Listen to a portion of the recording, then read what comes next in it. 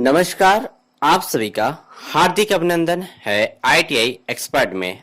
आज मैं आपको बताऊंगा कि उन सभी छात्रों को परेशान होने की अब बिल्कुल जरूरत नहीं है जिनके मार्कशीट में कोई भी सुधार करना हो, चाहे वो माता पिता या खुद के नाम में की स्पेलिंग में हो या जन्म तिथि में सुधार करना हो। एनसीवीटी ने खोल दिया है अब सुधार के लिए एनसीवीटी एमआईएस पोर्टल, तो सभी छात्र जल्दी करें, कहीं देर न हो जाए। ए टू जेड पूरी जानकारी बताऊंगा इस वीडियो में।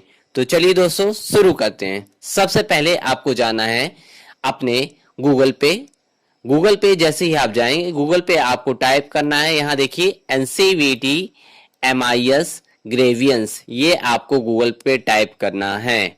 जैसे ही आप यहाँ टाइप करेंगे और सर्च पे क्लिक करेंगे, वैसे ही आपके सामने जो पेज खुलेगा उस पे कुछ ऑप्शन आपको दिखाई देंगे। तो सबसे पहले नंबर पे ऑप्शन जो दिखाई दे रहा है, यहाँ देखिए लिखा हुआ है ग्रेवियंस व्यू एनसीवीटी एमआईएस, तो ये इस पे क्लिक नहीं करना है आपको। इसके बाद देखिए दूसरे नंबर पे ये ऑप्शन आ रहा है ग्रेवियंस रजिस्टर एनसीवीटी एमआईएस, इस पे आपको क्लिक करना है। जैसे ही आप क्लिक करेंगे आपके सामने ग्रेवियंस रजिस्टर्ड करने का जो पेज है वो ओपन हो जाएगा। देखिए यहाँ ये लिखा हुआ है ग्रेवियंस रजिस्ट्रेशन। ग्रेवियंस रजिस्ट्रेशन का मतलब होता है यदि हमें किसी भी प्रकार की कोई भी समस्या है आईटीआई से रिलेटेड और हम उसकी कंप्लेन जनरेट करना चाहते हैं, तो हम कैसे करें, कहाँ करें। तो इसके लिए हमको सबसे पहले एक कंप्लेन जनरेट करनी पड़ती है। कंप्लेन जनरेट करने के लिए ग्रेवियंस रजिस्टर्ड करना पड़ता है। तो देखिए हमारे सामने ये पेज ओपन हो चुका है कंप्लेन रजिस्ट्रेशन का। यहाँ देखिए आपको कुछ डिटेल फिल करनी पड़ेंगी, इसके बाद ये फॉर्म पूरा फिलअप हो जाएगा। तो देखिए यहाँ लिखा हुआ है कि एंटर कंप्लेंट डिटेल, यहाँ आपको अपनी कंप्लेंट भरनी है। यहाँ सबसे पहले नंबर पे देखिए आपका नाम पूछा जा रहा है, यहाँ आप अपना नाम लिखेंगे। इसके बाद यहाँ देखिए लिखा हुआ है मॉड्यूल। मॉड्यूल में जब आप क्लिक करेंगे सेलेक्ट पे, तो सेलेक्ट पे देखिए यदि आपको अप्रेंटिसशिप से रिलेटेड कोई भी प्रॉब्लम है तो आप यहाँ कंप्लेन कर सकते हैं। यदि आप आईटीआई के छात्र हैं और आपको अपने नाम में करेक्शन कराना है, अपनी प्रोफाइल में कोई भी करेक्शन कराना है, तो यहाँ आपको आईटीआई पे क्लिक करना पड़ेगा, टिक करना पड़ेगा, या ट्रेनी ग्रेवियंस पे भी आप टिक कर सकते हैं। इन दोनों पे ही टिक करना है आपको, ट्रेनी ग्रेवियंस या आईटीआई। इसके बाद आप आएंगे सेकेंड नंबर के बाद थर्ड नंबर पे ईमेल आईडी पे। यहाँ आपको अपनी ईमेल आईडी जो करंट में चालू हो, क्योंकि जैसे ही आप ग्रेवियंस जनरेट करेंगे उसके बाद एक मैसेज आपके मेल आईडी पे आएगा जिसमें आपका ग्रेवियंस नंबर जनरेट होगा और लिखा हुआ होगा कि ये आपका ग्रेवियंस नंबर है, तो वो आपको संभाल के रखना पड़ेगा। इसके बाद देखिए यहाँ लिखा हुआ है रोल। तो देखिए यहाँ सेलेक्ट पे हम जाएंगे। सेलेक्ट पे जाने के बाद यदि आपको सीबीटी से रिलेटेड आपका जो कंप्यूटर बेस्ड टेस्ट हुआ है उससे रिलेटेड कोई भी प्रॉब्लम यदि हुई है तो आपको यहाँ टिक करना है। यदि इसमें कोई प्रॉब्लम नहीं हुई है, आपके पास और भी कोई समस्या है उससे रिलेटेड यदि आप क्लिक करना चाहते हैं, आप कंप्लेन जनरेट करना चाहते हैं, तो यहाँ देखिए आप अपना ऑप्शन चूज कर सकते हैं। जैसे किसी के सर्टिफिकेट में कोई प्रॉब्लम है, सर्टिफिकेट जनरेट नहीं हुआ है, तो यहाँ सीटीएस सर्टिफिकेट पे आपको टिक करना पड़ेगा। यदि इसके बाद यदि कोई आपके साथ समस्या है, यदि आपके सेशनल के एग्जाम यदि फीड नहीं हुए हैं, अप्रूव नहीं हुए हैं, तो आपको आईटीआई सेशनल एग्जाम फीस पे यहाँ टिक करना पड़ेगा। उसके बाद भी यदि और किसी छात्र की और कोई समस्या है तो यहाँ इसको स्क्रॉल करते जाइए। जैसे किसी छात्र की फोटो अपलोड नहीं हुई है, फोटो तिरछी हो गई है यदि, तो उसके लिए फोटो आप एडिट में यहाँ आपको कंप्लेंट करना पड़ेगा। यहाँ आप इसको क्लिक कर देंगे। यदि आपका डाटा अपलोड नहीं है सही तरीके से तो यहाँ ट्रेनिंग अपलोड में आपको टिक करना पड़ेगा। इस तरह से आप रोल में जाके किसी भी एक पॉइंट को सेलेक्ट करेंगे जो आपकी कंप्लेन के अकॉर्डिंग होना चाहिए।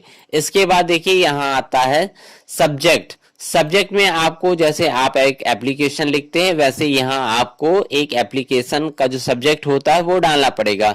सपोज करिए जैसे आपके माता या पिता का नाम गलत है तो आपको लिखना पड़ेगा कि मेरे मदर का नाम सुधरवाने के लिए एक एप्लीकेशन मैं डाल रहा हूं। तो यहाँ आप एक इंग्लिश में छोटा सा एक लाइन बना के यहाँ उसको आप पेस्ट कर दीजिएगा। इसके बाद देखिए उससे रिलेटेड जैसे माता का नाम सुधरवाना है यदि आपको, या फादर का नाम सुधरवाना है तो उसके लिए एक छोटा सा यहाँ सब्जेक्ट आपको डालना पड़ेगा। उसके बाद देखिए यहाँ लिखा हुआ है सपोर्टिंग डॉक्यूमेंट्स। सपोर्टिंग डॉक्यूमेंट्स यहाँ लिखा हुआ है तो इसमें आपको क्या करना पड़ेगा वो बता रहा हूं।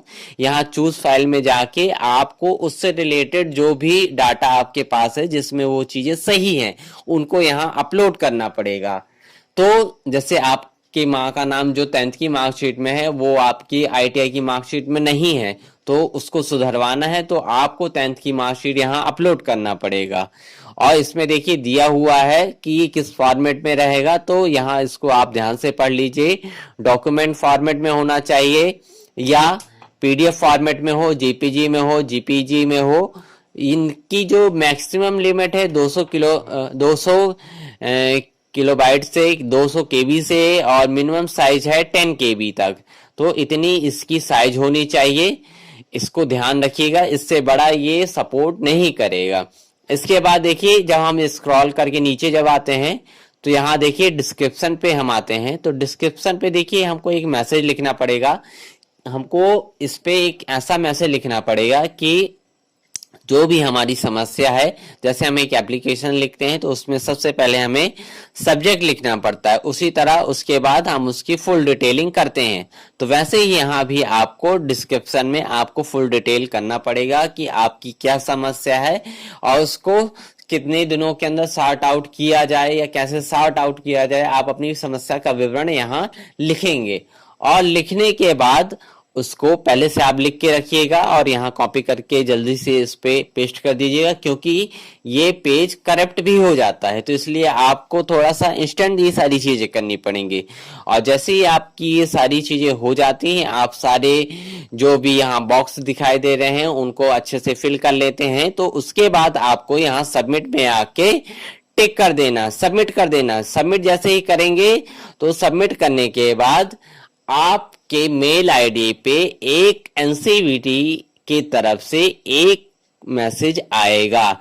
मैसेज जो आएगा तो उसमें आपके सामने एक कंप्लेंट नंबर होगा और उसमें एक डेट दी हुई होगी। साथ में आपने जो यहाँ सब्जेक्ट लिखा हुआ है और उसका जो डिस्क्रिप्शन लिखा हुआ है उसकी डिटेल होगी कि आपकी कंप्लेंट जनरेट हो चुकी है और ये इस डेट में जनरेट हुई है। तो आप यदि आपके मेल आईडी पे वो मैसेज नहीं आता है तो ये मान लीजिए कि आपकी वो कंप्लेन अभी जनरेट नहीं हुई है। तो इसको फिर से प्रोसेस करिए, दोबारा से फिर से फॉर्म भरना पड़ेगा। तो इसलिए आपको सारी चीजें अच्छे से फिल करिएगा। सारे जो रिकॉर्ड इसमें मांगे गए हैं वो रिकॉर्ड अपलोड कर दीजिएगा और यहाँ अच्छे से कंप्लेंट जनरेट करिएगा।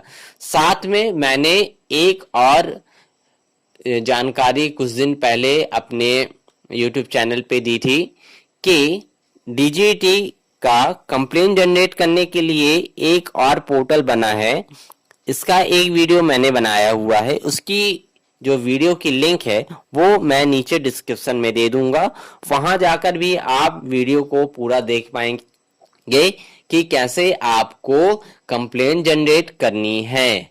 तो दोस्तों यदि आपको ये वीडियो पसंद आया है तो वीडियो को लाइक करिएगा और यदि आप चैनल पे नए हैं तो चैनल को सब्सक्राइब करना मत भूलिएगा। जय हिंद, धन्यवाद।